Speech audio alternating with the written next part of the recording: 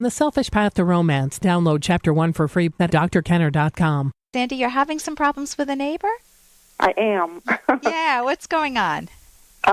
This has been going on for a couple months now. This woman likes to sleep. I live in a fourplex, and this woman likes to sleep with her porch light on. And so I talked to her about it, and then she changed her porch light to where it was a motion thing where you walk by and the light automatically goes on. Okay. Well, that wasn't good enough for her, so she switched it so it's super sensitive, and then it was going off and on and off and on. Mm-hmm. And in the meantime, I'm not getting any sleep. So I've talked to her, and she says, okay, I'll only leave. We had an agreement because she's young. I'm old. I'm 60. How old are you? You know something, you sound real young. I think young.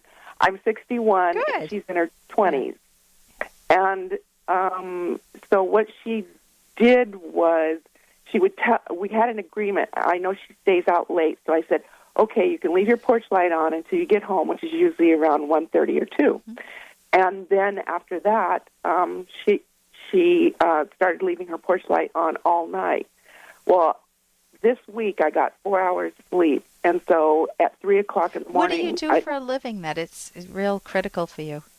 I do lots of jobs. I'm an artist by heart, mm-hmm. and during the day I work for a company that designs flags and banners for all the stadiums in the country. Wow.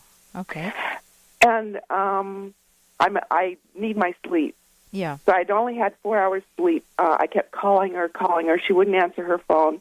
So I put my robe on, went next door, rang her doorbell about 3 times before she woke up and answered the door. Mm-hmm. And I said, please turn your light off. And she says, no, I can't. I'm in fear. In fear? And then, fear. F-E-A-R. She's afraid somebody's going to come and get her. So and she looked at me and she says, go buy... She's 100% right. You're going to come and get her if she keeps leaving the light on. I know. So she says, go buy draperies. And I'm on a limited, I'm living paycheck to paycheck. I don't have extra money to go buy draperies. And so I've told her that over and over that I don't have money to do that. What would it mean to you to have this solved? Well, my landlord ended up buying the draperies. So you now have draperies. I now have draperies. So what's the problem now that you're facing? The problem now is she's turning up her stereo. Okay. And so this has become what you've got going on are neighbor wars going on. Yeah, and I've lived here a year. She's lived here a year. We're original tenants, and now she's taking it to a noise level. And, I'm already on edge, and I don't know how to handle it anymore. And you've let her know that the noise bothers you? Yes. So this is like living with a sibling. Yes. Yeah. Did you live with siblings, or were you a lucky only child? No, I lived with siblings. Okay, and I say that with a wink because I love having siblings, and it's not that easy being an only child. Right. So I've also been a property manager. I've been a leasing agent, so I know about noise complaints and stuff like that. So how would you manage it? If you could see this totally resolved within, let's say, 1 week, what would have had to have happened within this upcoming week? Hey, I got to interrupt this because we've got to pay some bills. 30 seconds, that's it. A very quick ad, and then Ellen will be back.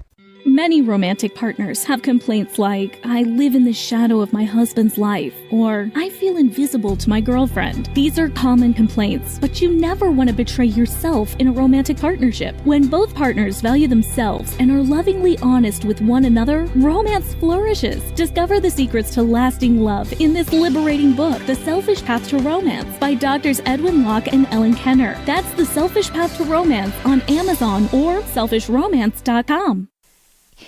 If you could see this totally resolved within, let's say, 1 week, what would have had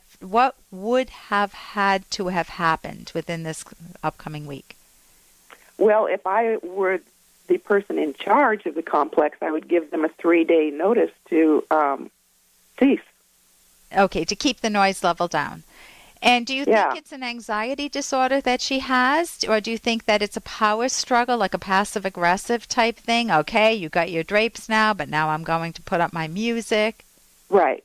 I think it's passive-aggressive. You think it's a passive. So if you got the music down, then what would happen? Her garbage would end up. She would find something else. She would find something else. So basically, is there anything likable about this woman? My original response to her, she's probably doesn't weigh over 100 pounds. She's cute. But is there anything you like about this woman? In the beginning, when I would request something like the music being turned down, she would do it, and there was no problem at all. Okay, and you're right next door, or she's right above you? I didn't. Right next door. Right next living door. room where the stereo is next to my bedroom. The things I was going to recommend, I use blinders. When my husband likes to keep on the light, and it's certainly not passive-aggressive, he's reading the paper or something, I get these little puffy blinders, and they work unbelievably well.